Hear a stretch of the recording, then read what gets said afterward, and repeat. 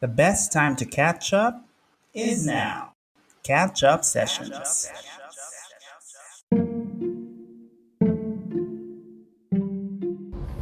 Welcome back. This is Catch Up Sessions, still in the intro section season, and once again, when it rains, it pours.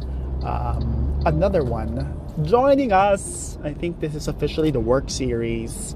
This is Mark Laguna, by the way, and with me today is AJ Portus. parang di yun yung full name mo talaga. Sige na nga, Alisa Jean. Ma'am AJ, as her former students call her, is joining the fun. And today we are back at it. Still a work-ish related topic, but can also be applied to non-work. What do you want to talk about today, AJ? Today, we're talking about change. Change. What is change? First, in the work context. Work context, iba yung prepare ko eh. O siya. Kung ano yung na-prepare mo na lang. Change is the only constant thing in the world. Kaninong quote galing yan? Hindi ko maalala eh. No elementary pa eh. Sorry. That is true. The only reason why I was forcing the work context because we were critiquing the earlier session on Work Chismis. That's a session before this one. Go check it out if you have not yet. But yeah, let's dive in to our thoughts on change, maybe by recent example. Any interesting change in your life as of late, AJ Portus? So, effective March 1, laksan ko daw. Ano ka ba? Sinenyas ko na nga lang. Oh, thank you. Laksan mo. Effective March 1, I'm taking on additional, take note, additional to my boss, hello. Additional responsibility as the Sindat Bars and what's APDO? APDO Operations Department Leader. So, more fun things to do in your day-to-day in the workplace. So, change assignment or in this case, additional responsibility. Change bosses in a way. Yeah, Because yeah, additional yeah. boss Correct. is the context of that change. So, new people also to work with, diba? In that new department. Different office, seatmates. Different. Oh, you won't be your seatmate anymore. I know. So, that's actually a lot of changes. Still same company naman, diba? Yes. Okay. Fortunately, yes. I mean, because for others, iba ang change environment. So, how do you deal with something like that typically? Like, first thing that you've done after hearing of it? Well, I kinda anticipated this change. Yeah. I guess for background, in PNG kasi, we change naman talaga every so often. So, it's not like it's an impossibility. It's almost every 3 years or so. Yeah. So, we know na we're gonna change assignment soon. But in this case, additional assignment for now. Ulit-ulit. So, yun. So, I kinda anticipated this change. Yeah. So, na-prepare ko na yung self-commentally. Aha. Physically, tinatry kong i-prepare. Piniprepare ko rin ng aking husband. Kaya ka ba nag-workout? Hindi na nga eh. Nagpupuyat. Nagtatry magpuyat. Yun. Got it. Would it be any different? Let's say, because again, we're fortunate enough that it's almost an expectation. Yes. But, hindi naman certain what the change will be pa rin, diba? There's still an element of surprise of what will be given to you. So, you think it helps this sort of mental preparation versus cold na, tada, welcome. Yes. I mean, given the nature of change, I guess it helps. Meron namang mga surprise change na, yes, like promotion. Which is a good change, or is it? Sometimes you don't know. Because that's more work, more responsibility. More money. What will you do with all of the money? Wow. More food. That you can afford. But yeah, so there is maybe the kind of change na you anticipate versus the kind of change that you don't anticipate and it just happens. What's the difference in response, you feel like, between the two? What's the difference in response? Like, kunyari, the change recent, you anticipated that. O sige, following your example, when you got promoted, di ba, it's not so, was it a surprise? Yes, it was. Okay. Yes, it was. But in a way, I kinda expected it. Yes, nag-expect ng promotion. Nag-expect naman. Nag-expect. Pero it came as a surprise. So wala. Feel ko change pa rin in terms of mindset. Kasi parang you're promoted, so it's expected na yung depth or yung breadth of work is there. So you kinda have to mentally prepare for it as well din. Expectations change. Yeah. Yeah.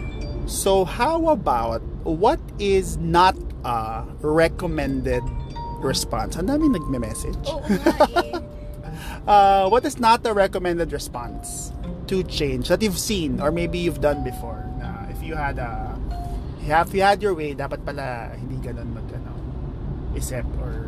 So, the learning I got just today is Ayo that, nga. akala ko kaya mo tinatanong eh. It's a planted question.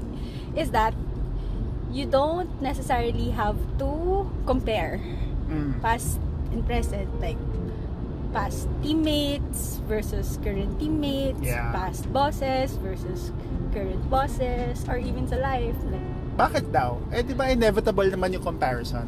It's just, as I mentioned earlier then in our offline conversation, wala, may recency effect eh. Parang it's inevitable for you to just have that hint of comparison. But what was the advice and learning that you received?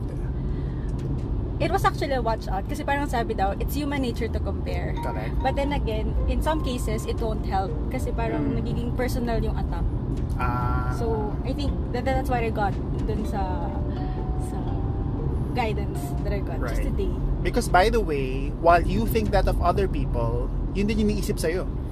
For sure, di ba? It's just that same cycle na you also reset that expectations to others na, hey, don't expect that I'll be the same person as last time. I could be better or worse in certain areas. Di ba? Depends na lang sa'yo how you want to put more weight on one aspect versus another. Pero I think while you do that to other people, my suggestion is have that expectation na lang din for you that people will compare you. Yeah. Diba? Para you're just aware. You don't want to do that to others, pero expect lang that that's the norm of other people. Yeah, I guess. So it's also part of that mental preparation you need Correct. to have. So I guess, yeah. It's more self-awareness. Awareness that this is the reality of life. But then again, something that you can control. I mean, yung others you can control, but Correct. yourself, you can control. So parang hindi rin masyadong stressful.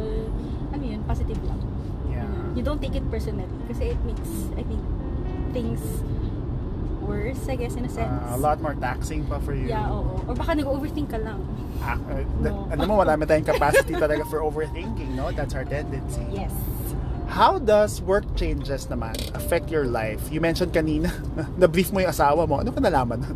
Kasi with the, well, yung Type of work? Or? type of work, type of interaction. So ngayon, since you're in operations, he will expect na may mga tatawag every now and then. Bakit strict pa yung asawa mo? Bawal Hindi tumawag. naman. Hindi naman. Sanay nga siya eh. Before in warehouse operations, which is where you are right now. May mga tatawag, uy, walang material. Hindi makapasok yung truck. Kailangan kasabi yung security. Mga ganun. So mga life interruptions, meaning non-work time, but of course Yes. when the need arises, then you'll have more life interruptions, I guess is what you will call it. Yes. So the goal is how to make it stable para you get your life. It's a good motivation Yeah. to really build systems Yes. to make it as stable as possible. It won't get to perfection, But obviously, diba? So you reserve time for those intrusions. Got it. How about the other way around? what do you mean? Life changes that affects work. How do you think people should manage that kind of impact? Life changes that affect work. So I guess Kunyari, broken-hearted ka. Nag-break kayo ng boyfriend mo, gano'n. What would you suggest people do in that situation? ang hirap. Wala ka Life pang gano'n? changes. Oh. Nung kinasal ka, walang difference? Wala. Ay, wow. Mag-living. Okay, noted. Noted. I hope you heard COVID. that. I don't know, life changes. Or maybe life choices. For example, if you just choose to engage more in hobbies or commit to a non-work thing, right? Obviously, you'll have less time to spend in the workplace. But then what kind of adjustment do you think people should do? Because these are, again, choices. Diba? Or let's say there's something that needs more attention from you, like whether that be a family, not naman necessarily problem all the time, right? But if you need to spend more time with your family or even with your friends, how do you, I don't know if this happened to you, but maybe your thoughts on how one should manage kapag life-related, aka non-work-related yung change. Ano yung pwede nilang gawin in the workplace para it's not as negatively impacted? I'm not sure if this will be applicable to all, pero I believe na PNG somehow, I'm hoping, na makes an effort to make sure that yung mga life changes mo in life are accounted for. Na kunyari, if gusto ko na mag-anak, Yeah. or kailangan napaplan out siya together with work. Correct. So, practical steps on how to make sure it's planned out. Work-wise.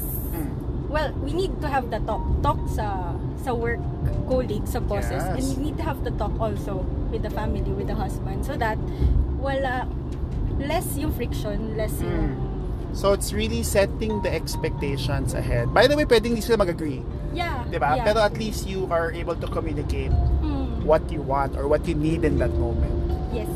And at least ano mo, may partner ka dun sa choices na yun. It's when you have a husband, no, kailangan mo yung decisions mo, hindi lang sa'yo. Kailangan Right. And also in the workplace In the naman, workplace, diba, we have your bosses or the ones who are overseeing you. You can also communicate to them na, hey, there's a life change, heads up. Diba, maybe less time now, but more time later. Mga ganon. That type of conversation is actually healthy. Again, it doesn't mean that you will get the response that you expect. But at least, alam mong factored in yung possible change na yon versus expect mo lang na malalaman nila yun na hindi mo naman sinasabi. Correct. So communication is key. Yes. Easy to say, but not very done, I would say, in a manner na people actually think about it and do it right away. Yes.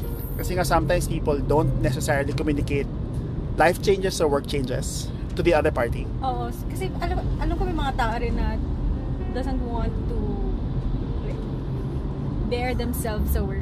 The vulnerability that you want to show, no, na parang superhuman ka ba, na you can do it all. But you know what, one of the saddest stories related to this na someone just shared to me. So the whole premise of it, they wanted this girl to talk sa work about how you're a great women in the workplace, you're able to balance life and work, and they in fact wanted to give her an award.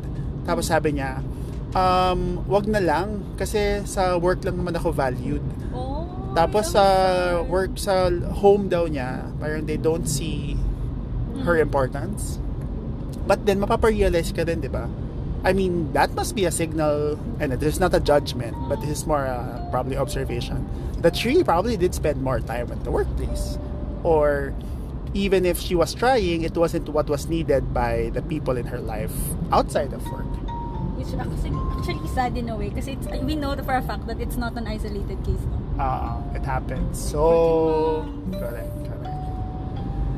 There you go. Ang pangit ng ending. At tinawanan natin after. No, that only means change can go either way. Yeah. Positive or negative. But you can always sort of find a way to make the most of it. Diba? Kasi any change in whatever shape or form, may pros and cons naman yan. Yes. And it's really up to you how you can make it work for your current circumstance in your life and the periphery. So any final tips on this topic, AJ? Go for GCC. Kakaloko. Hindi relatable yung tip. But fine, just to break it Prepare. down. GCCS, anong Ano si GCC? G? Global. General. Hindi natin alam. But change management. control. Oo, parang in other words, have a system for change management. The maybe layman's term to use it, really consult with experts, Yeah. diba? To give you advice. Okay ba to? Ano yung mga potential impact? Yeah. Para inform yung decision. And you can get the guidance that you need. Yun yung, in so many words, what that GCC system is for that we use in the workplace. Yeah. Have your own version of that, diba? Even in life.